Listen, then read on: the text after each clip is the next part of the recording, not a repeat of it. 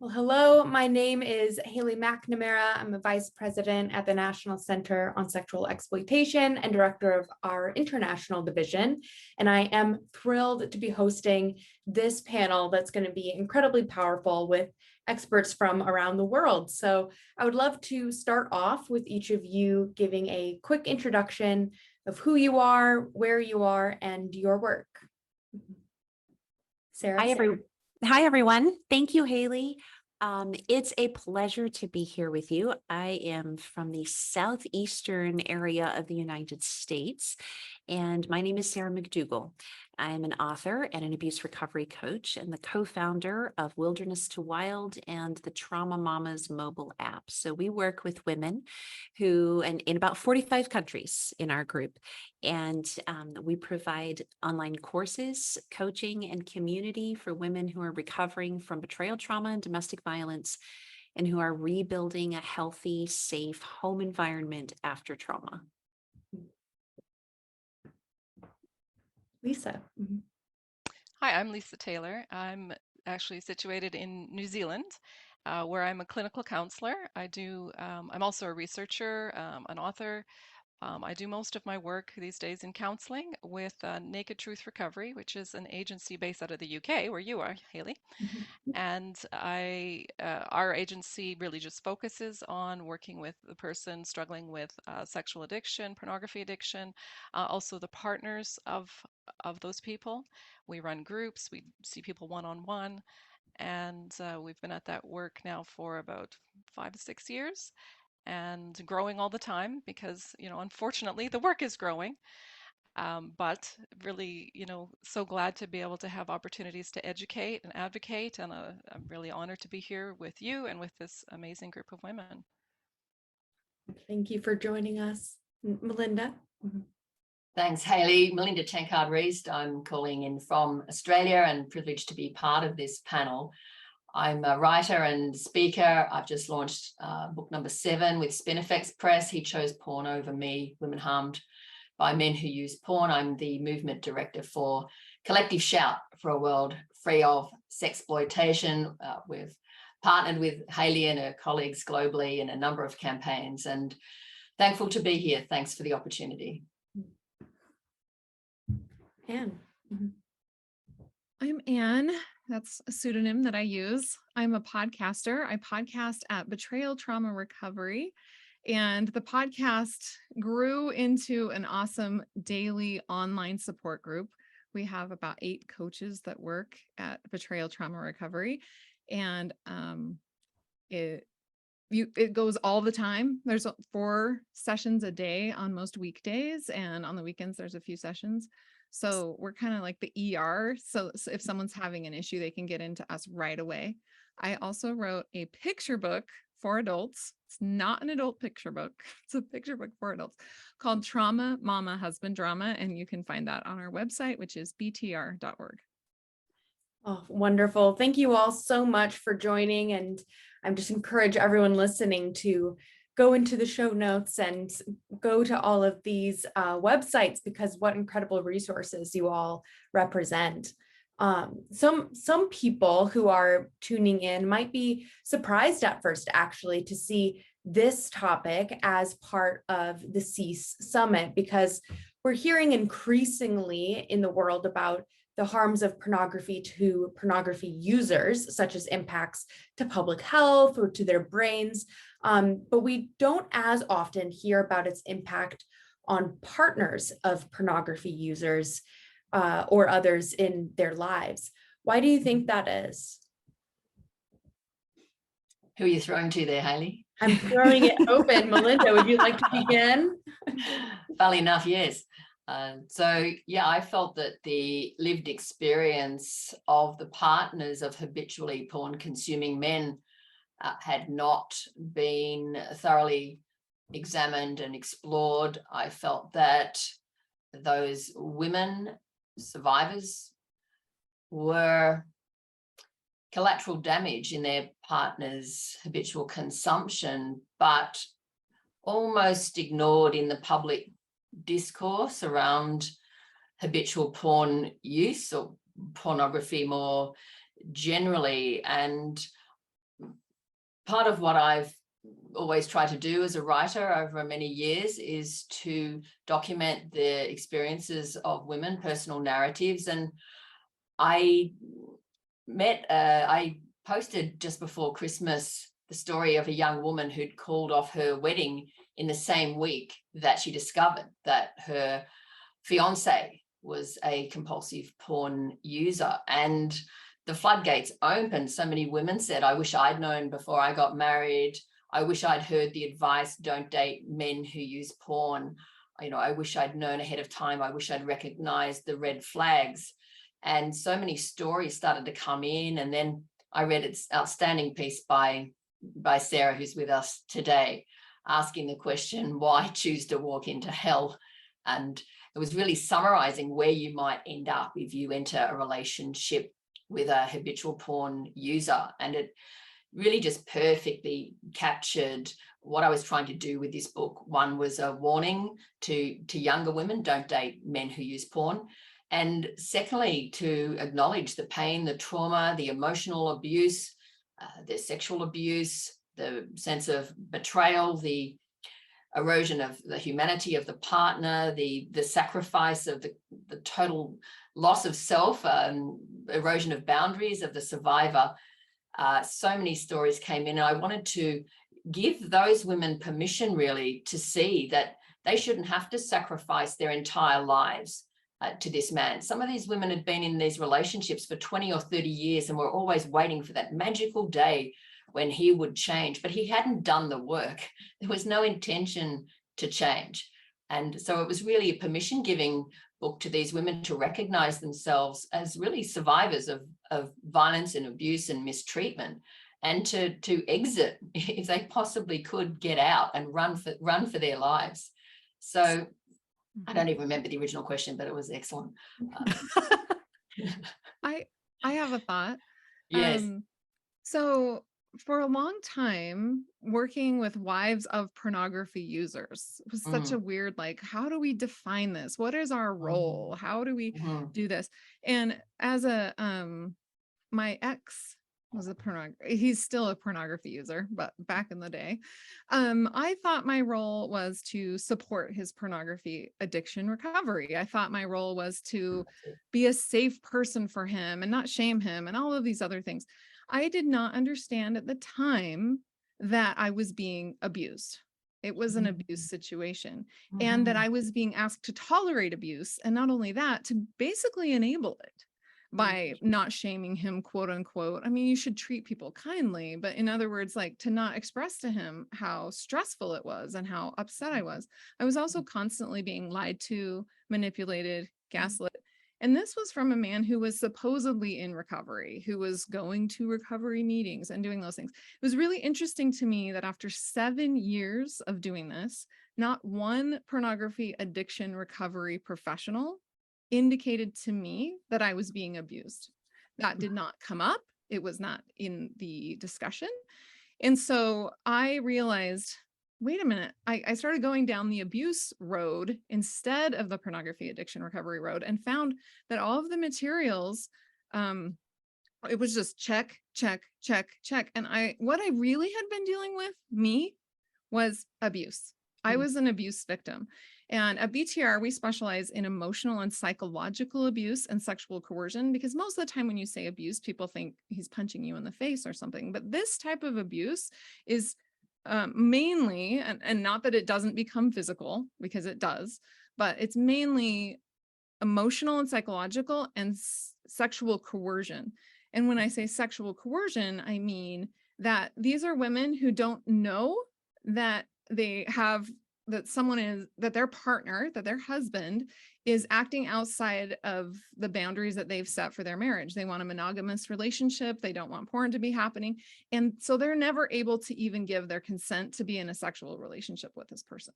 So that consent issue isn't there. It amounts to sexual coercion, and it's an abuse issue. It's not an addiction issue. When I finally put 2 and 2 together, and thank goodness, Sarah and Lisa and Melinda and all of us sort of independently working in our own spheres we kind of came to these conclusions all sort of at the similar times, I think, because we've all been working on this for years and years and years. And I am so validated to have other women who came to that conclusion too. So I'm not trying to say I was the only one that did this, but it was, I think for every woman, it's sort of like their own personal journey of these epiphanies. And then we realize, oh, other women are having these, and we connect and realize, no, this is really what it is. This is an abuse issue. But I do think that because of the abuse, because of the gaslighting, the manipulation, the coercion, that is the last thing that anybody wants to hear. They do not want to talk about that women, wives of porn users, are being abused. And I'm going to speak, when I speak in a gender segregated way, because my community is only women who are abused by male porn users. But I recognize that women use pornography as well. I want to like just get that out, recognize that and validate that as well. But I think that's one of the reasons why this hasn't really come to light, is because everyone is trying to avoid that like giant abuse word like the plague. They do not want it brought up, and they do not want to address it because it's really big, and it has to do with more than just the clicking on the porn. It has to do with their entire character, and it's very, very dangerous for women and for families. Well, that's kind of like what Dr. Omar Manuela talks about with the deceptive sexual trauma and the deceptive sexual basement, or the secret sexual basement, and how being deceptive about one's sexuality in a relationship where there are expectations of monogamy and of faithfulness and of sexual loyalty, that deception creates trauma. Another really great author about this is Dr. Barbara Steffens, whose book that came out over 10 years ago, Your Sexually Addicted Spouse. Yeah, had to stop and think about it there for a second. Was recognizing this was not a codependency issue. It was a trauma issue. So I think one of the reasons, there's a couple of reasons in my mind, but I think one of the big ones, to answer your original question, Haley, that we have not traditionally heard as much about the impact on porn users' partners, is because for decades, all of the literature was just saying that porn users' partners were just codependent. They were addicted to the addict. They were basically all in the same basket, and they weren't recognizing the trauma from a research literature and from a therapeutic point of view. Now, there's been tremendous strides made just in the last 5 to 10 years in recognizing and treating this very differently. I think in another 10 years, the landscape is going to be completely different than it is now. And I'm looking forward to seeing that, because we've got a long ways to go. But Can I add to something? Sorry, go on, Sarah. yeah, Sorry. okay. Well, just the other thing no, go ahead, Melinda, because I was going to go to another reason. I also think we need to situate this as part of the PR spin of the global porn industry that's told women there's something wrong with you. Yeah. You're prudish, you're hung up. You need to get drunk and get that monkey off your back that tells you you don't like porn. That's what one woman that I quoted in my book was told. The whole therapeutic industry has not focused on the behavior of the male, but on the inadequacy of the female, and that she's hung up. She needs to loosen up. She needs to consume porn with him. It's all put on her, and there's example after example in the book. And I think this is another major reason that the woman victim has been ignored, is because, well, not just ignored, actually blamed. For the situation. You're not giving him enough sex. You're not willing to try different things. You've got a hang up about bondage and strangulation. It's your fault, basically.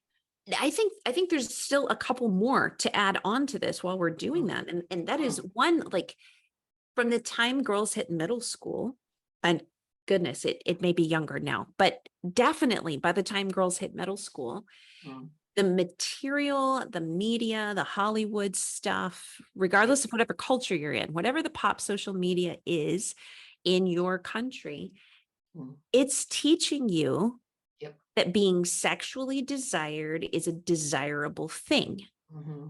It's also teaching you that boys don't control themselves, period. Mhm. Guys are dogs, you are meat. And if you're a brave, courageous, confident girl, you're going to be showing it off and you're going to be appreciating all of the slavering that the dogs are doing over the meat. I mean, we're just going to get really crass about it. That's what girls, everything from movies to TV shows to anime to music to whatever, is teaching girls as young as 10 or 11. And then all of a sudden we get older and then guys are addicted to porn. Well, that's just what all guys do, right? So why should I have this traumatic response to something that society has told me is okay? And then you take it one step further. In religious circles, you have the additional layer of not only all the religious girls getting exposed on some level to those messages from mainstream media, because they all soak it up at least a little bit, unless you're like way out on a plantation somewhere in the middle of nowhere. But, you know, pretty much all of them are soaking it up just a little bit.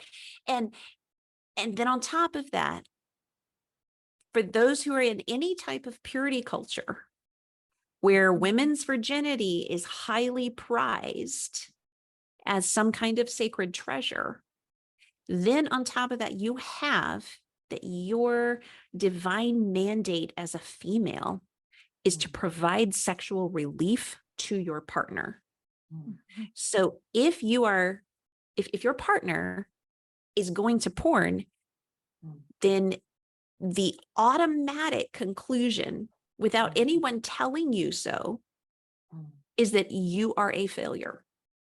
Why would any girl want to go, or woman want to go and be like, hey, pick me. I completely suck as a wife. I'm a failure. Please tell me how I can be less of a failure. Who wants to go admit that?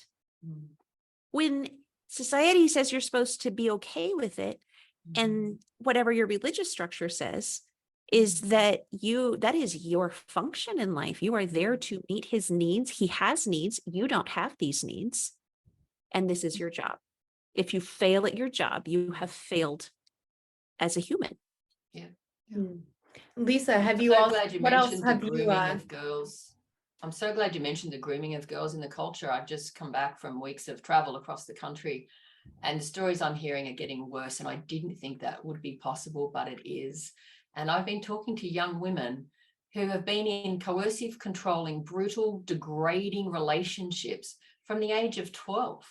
So already by 15, 16, they've experienced violence as normal everyday behavior, because the culture has groomed them to accept sexual assault as part of a empowering relationship. And therefore we see young girls on TikTok fantasizing about being choked, being covered in bruises, being strangled, as though this is desirable. It's a trending hashtag on TikTok called KinkTok, if you haven't seen that. And I'm seeing it play out. I'm now speaking to primary school girls telling me that boys expect to choke them, that boys demand they send nudes. Just last week, young girls were telling me that teenage boys were threatening them, saying, if you don't send me a naked picture, I am going to rape and murder your mother and your sisters. And these were teen boys telling this to underage girls. And the girls thought they were saving his life. The girls thought they were saving the lives of their mothers and sisters by sending the images. Parents are telling me their daughters, as young as 12 and 13, are getting notes in their lockers every day, threatening to rape them. And this is the outworking of porn culture. So I'm really glad you mentioned that, Sarah, about the role of culture in normalizing this debasement and degradation. So by the time they end up in a relationship with a habitual porn consuming man, they're not prepared for that. They don't even understand it's wrong, because it's become so embedded and normal in the culture. And you're talking about that being embedded and normal in this, just the mainstream secular culture. I'm assuming these are like straight community schools, government schools, Every public school. schools, whatever. And Okay, this is the everywhere. tragedy. Every school, even faith-based schools, the stories are no different. So just yesterday, I was reading one of the flagship books about purity dating culture. I was going back to, honestly, to give myself headaches, but I was looking at what trash was available as Christian dating advice when I was in late high school and college. And one of the books that was incredibly popular, bestseller in like the late 90s, mid 90s was, it tells a story of a girl who was 12 and she had been made friends with by an older teen boy, like 16, 17 years old at youth group. And he had seemed like a big brother to her. She visited him, and it says she left like a used up sex toy, never to be whole again. It never says, and a predatory older teen boy raped her. Yeah. Right. It blames the full weight of responsibility on her for being trusting, for being innocent, for being gullible, and then for being used. And And being that's coerced or raped. and yes, so it's her fault and it's her dirtiness. There was no mention that someone should have wrapped that girl up and taken her to the police station and the boy should have been prosecuted. And that was in one of the best-selling, very conservative religious dating books. So even if a girl, you're thinking, well, but if she's going to church, so she's getting healthier messages. No, she's not. She's not getting healthier sexual messages necessarily from her youth group materials than this that we're seeing right now, 30 years later. And Lisa, what have you been seeing in the course of your work as well along these So lines? I think these guys have done a really good job of covering like there's the broader cultural messages. There's my inner sanctum community, right? My religious community, maybe giving me the same kinds of messages. And then I'm in this relationship, I go to seek help, and I find myself presented with a victim blaming model. Right. And it's so easy to just collapse in despair at that point because everyone's singing from the same hymn sheet, it sounds like. And I agree with Sarah that we are very fortunate that we've had a shift since I think Barb Steffens really led that in the, and there were people like Sue Johnson and so forth behind her that were even talking trauma related to any kind of infidelity a little bit earlier than Barb and helped inform some of Barb's work. But that really began the shift in the therapeutic area that I work in from this victim blaming stance to slowly openness to hang on, these people are of equal value, they are not part of the problem, they are the victims, they need to be seen and treated. And now we have some couples models that we're beginning to work from that start with the, what, dude, and I agree, it's sometimes it's the women who are the sex addict, and it's the male who is the partner. Majority of time that's not the case. So you know what, brother, you know what, you broke this, you've got to fix it. If you want this relationship healed, it's not on her, it's on you. You're going to lead that process. So we've seen slowly this swing towards getting the person with the addiction, not just focusing on him as, oh, poor you, we've got to help you. And women buying into that because I've been told, this is my job. This is, it's all about him. I've been very conditioned to believe that. Actually standing up and saying, you know what, I'm going to use boundaries. I'm going to stand up for my values, and you can either come to the party or not. But I'm standing firm in that, and I have a therapeutic community that's supporting me now in that. I think this. Oh, go on. When we talk about trauma was brought into the conversation, which was great. But I still think in total, in general, the therapeutic community when we talk about porn addiction is missing the cause of the trauma. They'll talk about maybe her finding out about it, or maybe the day she found porn on her computer, and somehow this disclosure or this discovery caused the trauma, rather than realizing that years of systematic abuse is what caused the trauma. Abuse is what is causing the trauma. Both abuse from the perpetrator, their spouse, but also the systematic type of abuse that we're talking about. So when Melinda was speaking about all these horrific examples, those are abuse examples. They're not pornography addiction examples. This is same thing with Sarah. This is a sort of systemic societal gaslighting of women, and it's tantamount to societal abuse of women. And that is what porn culture is all about. And that's what all of us are working to fight. I Can think I steal that phrase, societal gaslighting? That's a perfect Sure. summary. Thank you. that's powerful. I'll attribute to you, and thank you. Thank you.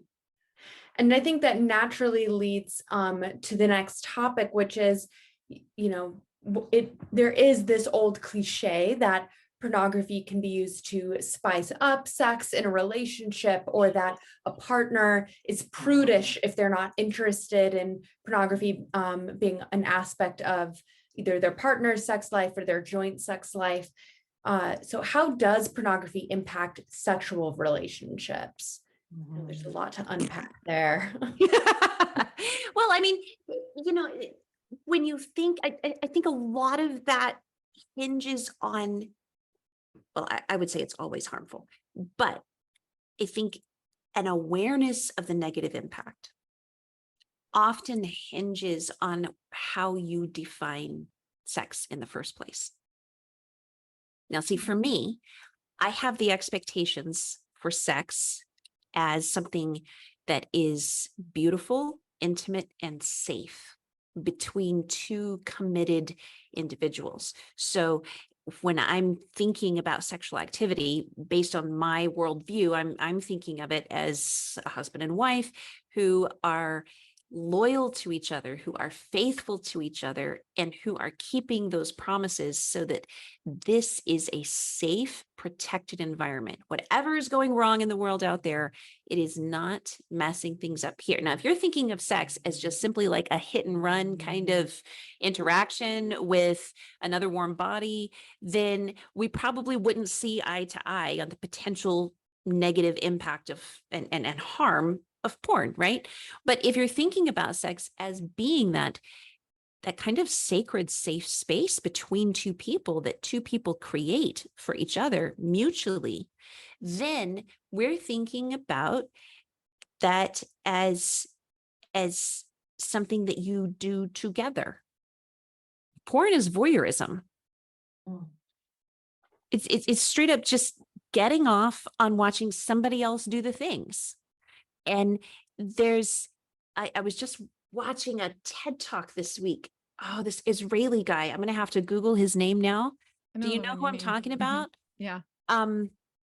Basically saying that porn has reduced things to just body parts. Yes, just Yeah. penetrative actions, and it removes the hands and the caressing and the narrative between two people. All the things that make sex beautiful and exciting, as opposed to just the thrusting. Can I speak to some of the experiences of the women in the book on this? Yeah. Yeah. So the women said that porn consumption changed the way their partner acted towards them. Florence writes, "He used me like a blow-up doll." Women told of a total lack of respect for boundaries, an overblown sense of entitlement and expectation that they would provide sex on demand and participate in sex acts they found demeaning and degrading. They had to replicate the performance of women in the porn industry, with the partners expecting a porn star experience. It was very difficult for them to refuse sex. In fact, refusal was just another porn genre, like forced and violated. So for the men, it was actually a bit of a turn on when she refused, because coerced sex violation, forced, is a very popular genre in porn. Forcing compliance was a part of their sexual repertoire. For example, Kate wrote, "He would, after being forced to perform sexual tasks for his own pleasure, I'd lie in bed and cry silently." Women talked about being emotionally abused for saying no. And for men, the woman was his sexual property. He owned her, and she had to do whatever he wanted. At the most violent end, I mean, it was all experienced as violence, but a number of the women in the book described near-death experiences from strangulation, which, as Sarah has pointed out, is a red flag for homicide. A number of the women were raped by their partners. One passed out after being choked. 2 women were pressured into sex shortly after the birth of a child, with one woman describing the agony of torn stitches. So, it is right to situate this as as abuse, because that's how the women experienced it. And that's These are why I so have common. described this as part of domestic violence, and it needs to be acknowledged as that. Mhm. There's another issue of the exact of sexual neglect, right? So you do have Yes. the men wanting sex from their wives in coercive ways. You also have men who Yes. just don't pay attention to their wives. They're not caring. They never like cherish or Sexual care or anorexia. nothing. Mhm. It's just basically sexual neglect where their wife is just, I guess, their roommate and makes dinner and takes care of the kids, but they don't like plan dates or try to help out or do anything to initiate a sexual relationship, because they're getting all of their sexual quote unquote needs, which is a ridiculous way of describing it. I want to just say their sexual desires are fulfilled through Fetishes. pornography, prostitution, any kind masturbation, other forms, not their wife. So that's another side of that coin. And I'll add to that, in terms of that side of the coin, women sometimes when they themselves initiate sex are then ridiculed, they're Turned belittled, down. they're emotionally abused in the turning down, right? So Yep. so that You're level of too fat. avoidance I'm becomes not really abusive. attracted to you anyway. That kind of stuff. Exactly. Yeah. Yes. I would say so. I was married to a compulsive porn user, and experienced a tremendous amount of deceptive sexual trauma for 13 years. And in that journey, and now working with thousands and thousands of women who have experienced this whole spectrum of different profiles of guys. There's the guys who like wanted it 5 times a day, and there's the guys who completely ignored their wives. What I have never yet heard is that my husband's porn consumption made him an attentive, compassionate, and patient and fabulous lover. I've never heard that yet in thousands. And what I do hear is that he was transformed into almost a bestial kind of an animalistic forcefulness, or robotic, completely unimaginative, completely dry and methodical, and just all about getting Mechanical, himself some of the women use that mechanical. word. Mechanical. Get himself across the finish line, and who cares if you had fun in the process? And then he's done, and or completely ignoring. But never do I hear that my husband's porn use turned him into this wonderful, intimate, magnetic lover. I also think it's really interesting that a lot of women report being abused. They'll say, I was in an abusive relationship. He lied. He was disabled. He was a jerk, all this stuff. And then I'll say, did he use porn? And they say, well, yeah, but that wasn't the problem. Oh, Right? yes, Like, it was. no. Like the porn didn't cause anything. I don't know what you're talking about. But yeah, he was this awful person. It would have been, the porn was nothing. Like it would have been fine if he just would have been nice and, all of this stuff. They don't really recognize that the two things are tied together. And probably because they live in this culture where porn's not bad. So it's like, yeah, of course he drank milk, but that wasn't the problem. He's abusive. Right. And I think that's kind of another interesting thing that comes from women who don't maybe necessarily think that porn is bad, and they know it's happening, but they're like, yeah, that's not an issue. The issue was his lying and all the other things. And we have this huge body of literature that shows an association between attitudes conducive porn use and attitudes conducive to violence against women, or actual acts of violence against women. Like huge body of literature. So, my recent study adds a little piece in there, and it's a piece that focuses on, let's hear from partners of sex addicts. What's their experiences of violence? Well, that was 92% of them, 558 women, 92% of them had ever experienced violence. That is way beyond their normal background rates for the countries they live in. If we just looked at physical and sexual, so you were talking about sexual was your question, 41% of them said yes on 3 very standard measures that, for example, the UN has used in a lot of their prevalent studies, DV prevalent studies. 41% of them had experienced sexual violence based on those measures. When we talk about severe intimate partner violence, so the choking wasn't involved in the UN sexual question, it was involved in their physical. And my supervisor and I, we changed that to any form of air constriction, because often women think of two hands around throat, right? But any form of air constriction can, is, as Melinda said, a red flag for homicide. So that was the only question. We altered it just slightly. So when we look at those kind of severe life-threatening levels of physical and match that with sexual, 48% of these partners of sex addicts had experienced severe intimate partner violence. And most of them were from the US. Most of them, almost, I think all but 2 or 3 were from what we would call high-income nations. So what's the normal background rate of even just not severe intimate partner violence, but intimate partner violence? That would be 22%. So 48% if my husband is a sex addict. And in terms of porn, 98% of them reported their husbands were porn users. Wow. So that's way above the kind of the background rate. I want to throw out also just the actual statistic on the whole concept of choking and strangulation, because someone may be watching this and thinking, okay, they keep talking about this being a factor for homicide, but like, what kind of factor are we talking about? And when we talk about choking, I know the common language is often, oh, he choked me or whatever, but choking, like technically, choking is something that happens like if you get a fishbone caught in your throat. It's something that happens on the inside.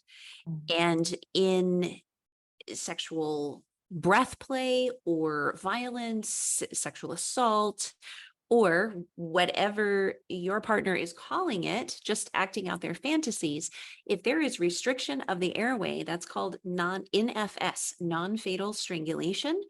And because it is enacted from the outside of the body, not choking on something on the inside of the body, and it increases your risk of homicide by that partner 750%.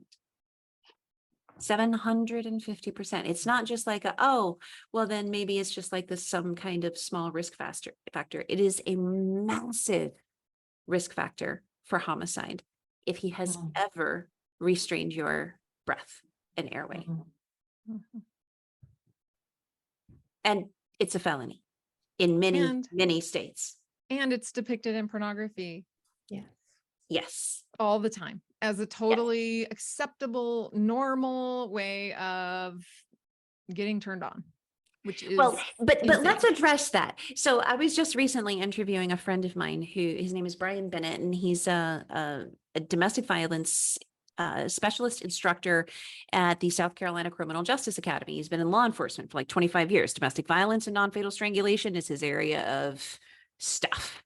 And somebody went off on my page after I posted one of his articles, and they were talking about, hey, y'all are basically insulting like the kink community, and Heck yes, we are. Sorry. and as long as there's consent, it should be okay, et cetera, et cetera.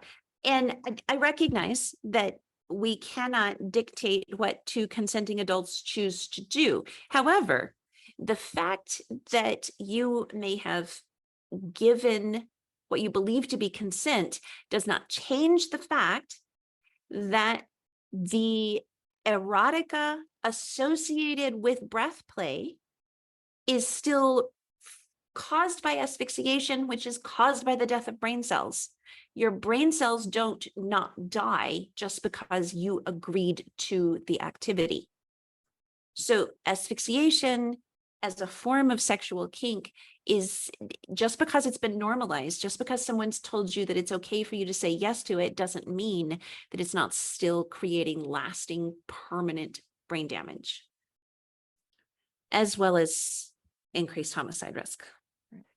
So these impacts on physical and sexual relationships are obviously so deep and multi-layered. I think we could spend a whole hour just really unraveling that subject. But I also want to make sure we have time to address, how does pornography impact relationships emotionally? And I know I've heard the term betrayal trauma in the discussion here.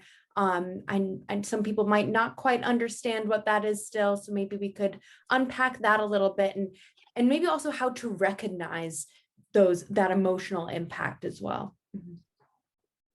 So Betrayal Trauma Recovery, my organization. Betrayal trauma is a really interesting term because a lot of people use it for a lot of different things. Sometimes they say it's from, like I talked about earlier, the disclosure of finding out that your husband's had an affair, and somehow that betrayal causes the trauma, right? I believe that the betrayal trauma is a betrayal of everything that relationship is supposed to be. So it's not just a betrayal of sexual nature per se. It's a betrayal of trust. It's a betrayal of safety. It's a betrayal of everything. It's what it really is betraying is that you are abusing your partner. If you abuse your partner in any way, you have betrayed her, period. And that abuse is what is causing the trauma. Now, in terms of betrayal specifically related to infidelity, right? So you're talking about specifically porn, specifically prostitutes, affairs, physical acting out. That in and of itself, in order to enact those things, if you're in a committed relationship, then you also have all these other behaviors around it. It's never just going to be about the affair in and of itself. It's also going to be about gaslighting and lying, which is emotional and psychological abuse, which has occurred for months, years surrounding the affair. So there's no way to really separate out. I think it's really important for people to understand that like he used porn, but he was really nice to her somehow. That's like, even if he shows up kindly, it's sort of a grooming type of kindness. It's not a genuine, real, authentic kindness. He is only being kind in that moment in order to deceive her, make sure she doesn't find out about the affair, make sure she doesn't find out about the porn. And so like, it's sometimes really hard for women who are victims of this type of abuse to sort out what's going on, because maybe sometimes they don't have, like, they might feel inside that something's wrong, but he's not screaming in her face. He's not punching walls. He's not strangling her in some cases, right? Like that type of thing isn't happening. And so there's always this, in those situations, there's always kind of the sense that something's wrong. And then she might ask like, what's wrong? Are you okay? And he's like, oh, everything's fine. I don't know, and then she gets abused again, which is in the form of gaslighting. So, emotionally, it's always going to be really difficult, even if the perpetrator shows up as a very friendly, happy, supportive person. That in and of itself can be abuse when it's used for grooming purposes or when it's used to Because deceive. it creates this massive amount of cognitive dissonance. I feel something's wrong. Right. Maybe I've developed unexplained infections, or I've got an autoimmune condition now, or I am just constantly dealing with insomnia. I have this low-grade anxiety that I never used to have. And so your body is telling you something is extremely messed up, but because you can't point your finger at any specific instant, he hasn't thrown you into a wall, he hasn't tossed you down on the bed and held you down forcibly to rape you, he's not strangling you, he's like, in those nice times, you're thinking, why does my body act like everything is so messed up? My brain can't find anything to put its finger on. The cognitive dissonance, it leads to, like I said, autoimmune conditions, cancers, unresolved, ongoing, mysterious health issues, all kinds of things, because psychological and emotional betrayal and abuse is physical abuse of the brain and the organ tissues. We just don't get to see the bruise on the outside. Yeah. And that's why, go ahead, oh, Lisa. sorry. I was just gonna say, that's why occasionally women feel relief when they find out. Yes. Oh, you're a porn user. You've been hiding that from me. Now Suddenly it makes makes sense. sense. Yeah. Suddenly. And because I think, like Anne was talking about, we have this this idea of betrayal trauma. Jennifer Freyd was the psychologist who probably used that term first, and she was describing the complex trauma that results from having someone on whom you rely, right? On whom you know, this is one of your main attachment people, whether that's your parent, it's your parents or your partner or spouse. And you rely on this person emotionally, maybe you rely on them financially, and to find out they are not who you thought they were, and that they are not for you the way you thought that they were, that creates massive anxiety for most women, right? That creates men too, if they're the partner. But women are often in that more vulnerable position with regards to men, especially certain points of the life cycle, right? Pregnancy, breastfeeding. Maybe I'm older, I'm retired, I don't have a financial independence. I work with a lot of women who are in their 60s, 65, and divorcing now. That's a big deal. They're vulnerable, and that ups that level of trauma then, right? If I have those higher levels of vulnerability.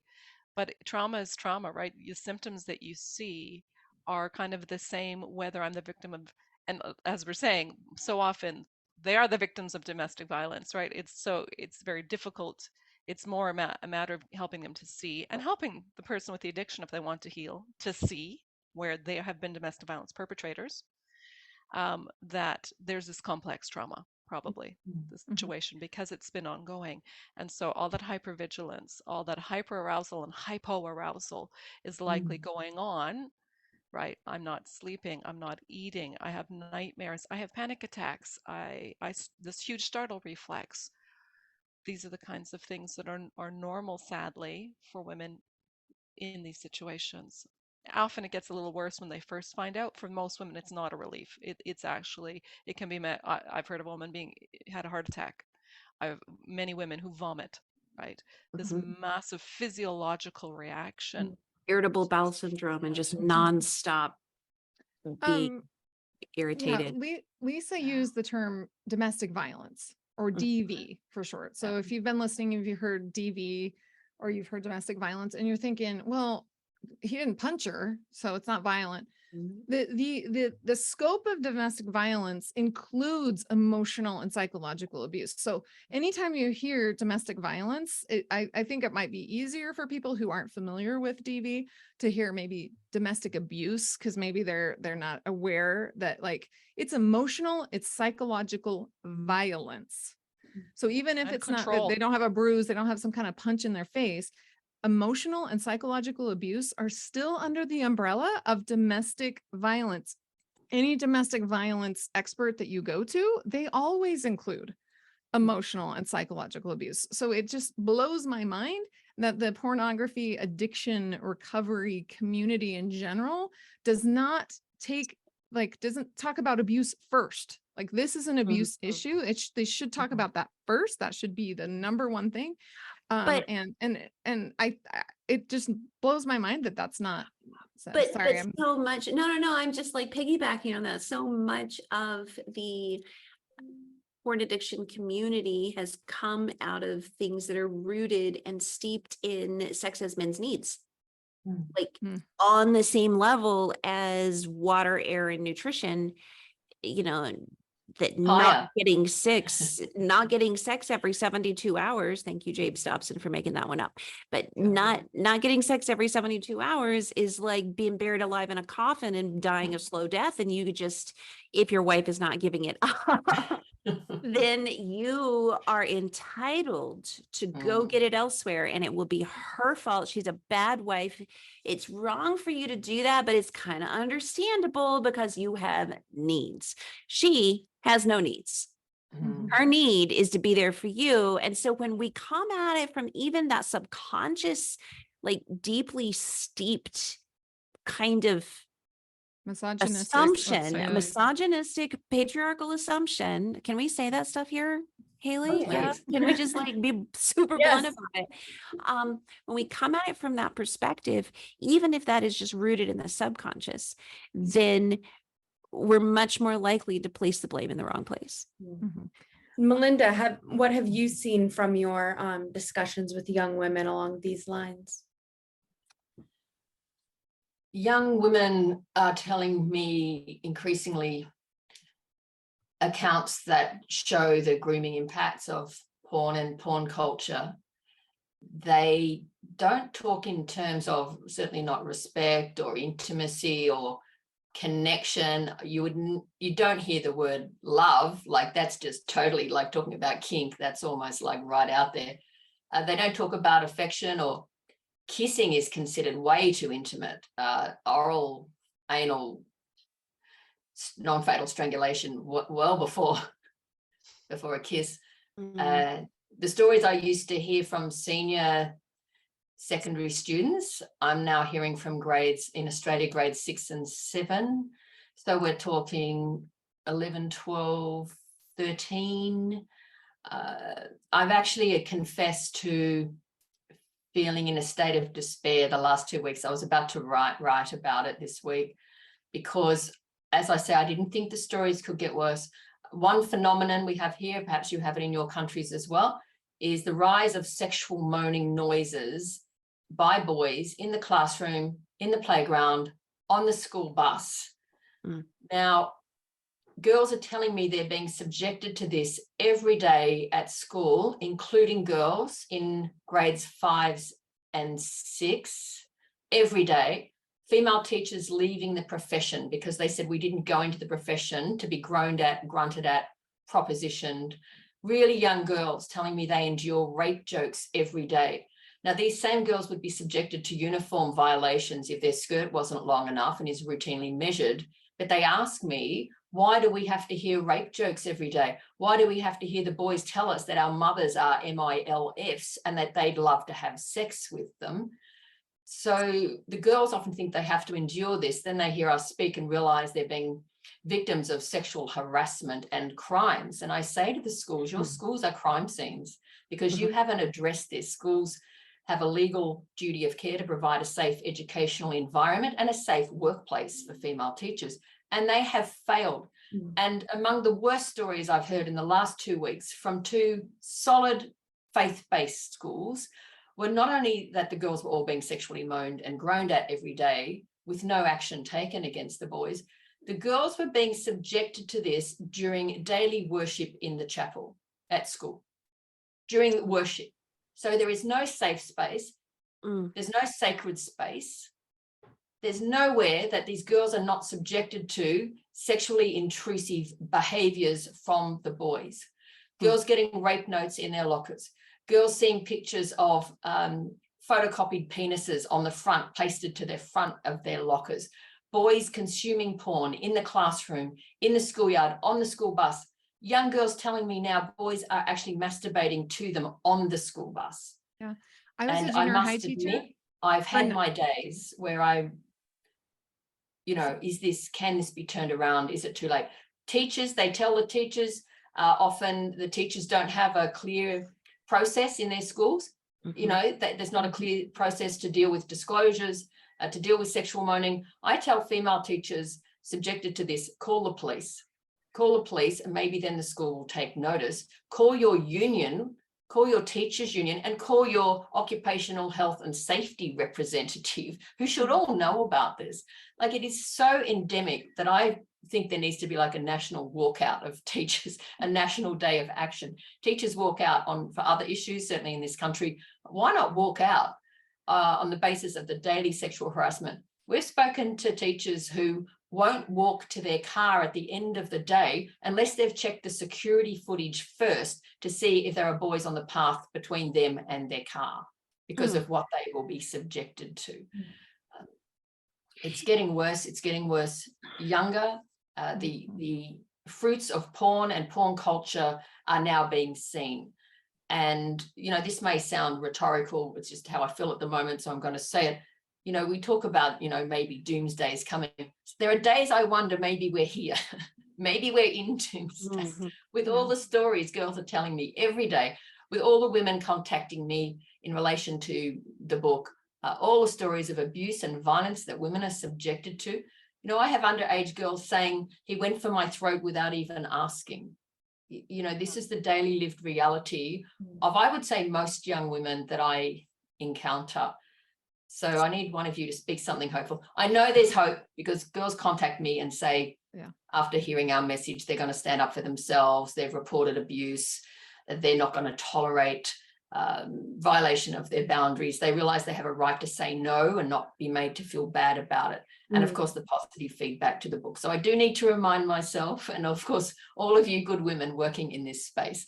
It's just that I've come off the end of this last tour with the worst stories I've ever heard, and I'm still processing that, to be honest with you all. Yes. Oh, you've all painted really, I think, instructional and helpful pictures of reality, whether that's an intimate committed relationship, just youth, and just the general culture as well, the way that pornography does have these ripple effects and so many ramifications that just often aren't being discussed. As we're transitioning to the last few minutes of this panel, we could do a whole conference just on this topic. There's so much to discuss here. And that's why We should do that, Haley. We should do that. I think we should. Yeah.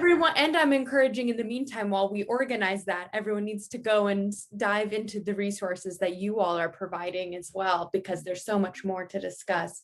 But I would love for us to end with, as Melinda said, what are the steps people can take towards either personal or relationship healing? People who are watching this could be all across the spectrum in their experiences. They could be in relationships right now where this is a problem. They could have exited relationships. They could just be a bit overwhelmed thinking about this topic. So if any advice you have on personal or relationship healing and reasons for hope, I think would be a wonderful way to end this panel. Go, Anne. I'll follow. I apologize, Melinda. I interrupted you. I was a junior high teacher for 9 years, and I ended teaching in 2008. And the last year I taught, 2 boys masturbated in my class.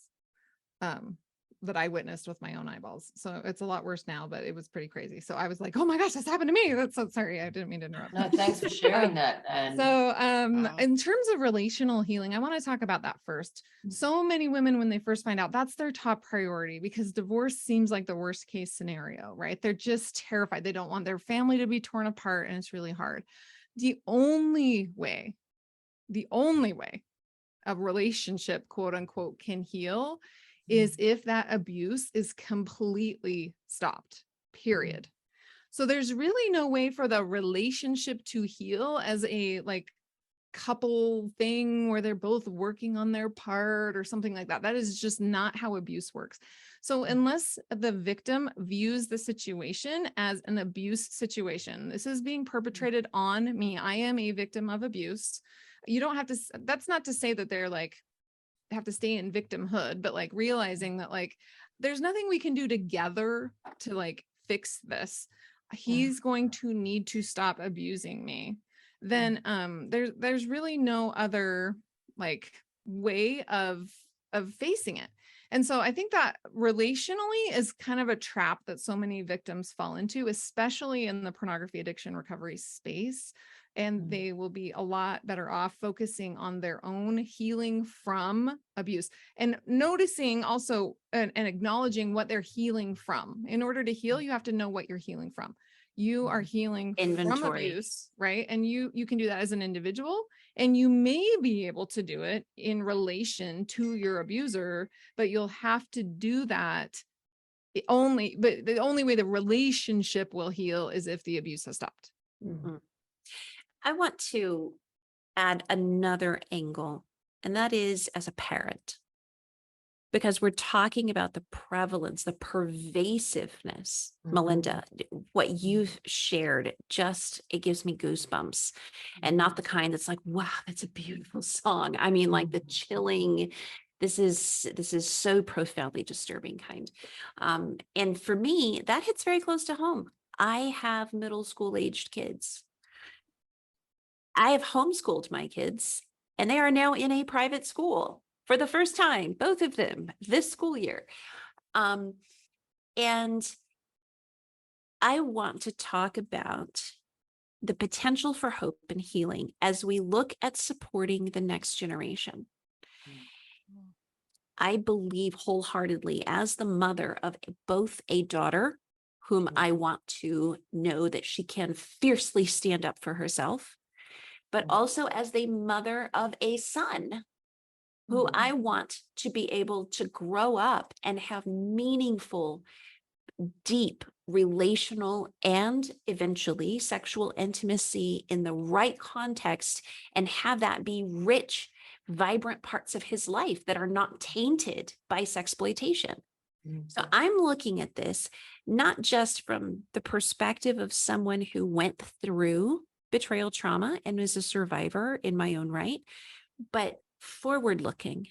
How do we help the younger ones who are growing up so immersed, many of them, in this as normalcy, that they don't even realize that in 6th or 7th grade, going for a girl's throat is just not something that a healthy human would ever do. That's like a serial killer move, not just a 6th grade sexual encounter kind of move.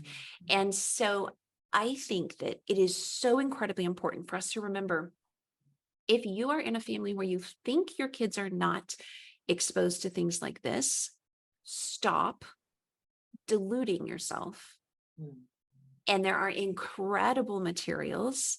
I know we can give you lists of books. Probably all of us have different ones that we really like that we can refer to you to put in the show notes for women, to mothers, parents, fathers, if you're watching this, to use to spark conversations with your kids. Gail Dines has terrific materials for conversations at Culture Reframed. His Good Pictures, Bad Pictures is another really great one to start conversations. In addition, if you have kids that are so little, you can't imagine having any kind of sex-related talk, you can start teaching them about consent and respect for other people's bodies and preferences and likes and dislikes at the age of 2.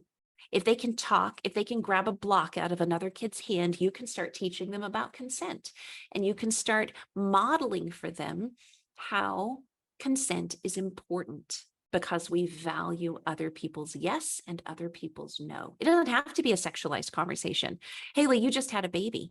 Like, you can be discussing consent in completely age appropriate ways in like 6 months with your child.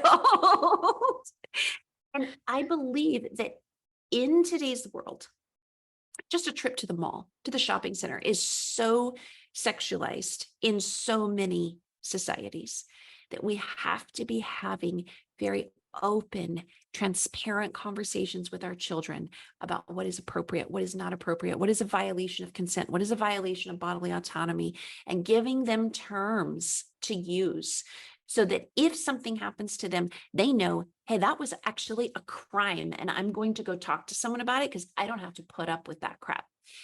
And empowering our sons and our daughters to not accept this as the baseline of their generation. Well said. Lisa, what are your thoughts as well? I'll speak from what the research showed me. So I've mentioned this research. This was done through the University of Auckland. You can find it anybody can read the whole paper. It's my master's in counseling research at psadv.study. So when we were looking, I was looking for what's associated with, higher forms of violence, what's associated with we call negatively associated in a quantitative study with violence, and therefore I mean it's associated with a lack of violence. Well, his getting professional help was associated with the women reporting no current violence. They may have reported historical violence, but now the current violence was not so much there. That's a good news for my community. Do we as a community, well, boy, I mean, the paper is a call to the whole therapeutic community to have this in mind. We have to be assessing for it. We have to be prepared to refer. It's got to be, as Polly, sorry, it's got to be, as it's already been mentioned, like it's got to be more in the conversation and there in the forefront of counselors' minds who are working in this field, that the violence has to be dealt with. So if you're a guy who's struggled in this area and you're listening and you're thinking, wow, this feels hard because I'm being told that I'm an abuser by nature, we need to just kind of put that on the table and destigmatize that, right? You've been trained, you've been well trained by the porn industry, maybe by others. We have to look into that. What's that about? And learn new ways and learn better ways. Many men have walked out of this and have come to be more whole, more loving, more respectful people who like themselves, in fact, who frequently can't believe I was that guy back there, right? And as a therapeutic community, we'd love to accompany you on that journey. And everything that Anne said, right? Ladies, if this is your husband you're talking about, you need to stand for health. You need to be the healthiest, wholest you, and you need to have boundaries, and you need to understand that, and it's a journey often for many of us. I have lost one marriage with a porn addict / sex addict who would not get help. I'm in a second relationship that has very much survived and is thriving with a former porn user who has gotten that help. There's a limit to how much control we have as the partner, but we have a lot of control over us. We have a lot of control over how healthy I'm going to be and what I'm going to stand for in this world and what I'm not going to stand for in this world. I have power there. Yeah. And Melinda, could you end us with your call to hope? I know you just shared being in a bit of a darker place, having done this really difficult work that you're working on right now. I really appreciate what's already been said, and I have taken extensive notes. I might just read the closing paragraph from my introduction. Would that be okay? The introduction to the book, because I think I need to remind myself of this as well. I hope this book will help women demand higher standards in relationships, be more discerning, recognize the signs, and turn away from men who consume porn, and that more broadly, individuals who value intimacy, connection, mutuality, empathy, and compassion, to quote Robert Jensen, quote, the emotions that make stable, decent human communities possible, will endeavor to protect these essential qualities from being devoured by the global porn industry. And I must say, I am encouraged by the number of young people globally that are joining the anti-porn movement, that are really leading the way, because it's my generation that's really messed this up. But I do find there are seeds of hope in the new generation that is resisting the toxic messages of porn, saying we don't want our intimate lives to be dictated by pornography scripts. We want something that's real and meaningful and loving. So I think we can find hope in this generation that is rising up in a movement of global resistance against the predatory global multi-billion-dollar porn industry, which they've recognized is preying on them, grooming them, and harming them, and now they're demanding something better. So I hope that's a sign of hope, I think. Yeah. Oh, I couldn't agree more. And another sign of hope is just you wonderful women, the incredible work that you're doing, helping individuals, helping couples, and helping shift society as well, relating to these harms. So thank you so much for all that you're doing. And again, everyone listening, I just encourage you to dive deeper with these women and their organizations. So thank you all so much. Thank you, Hayley. Thank you. Thanks, Haley.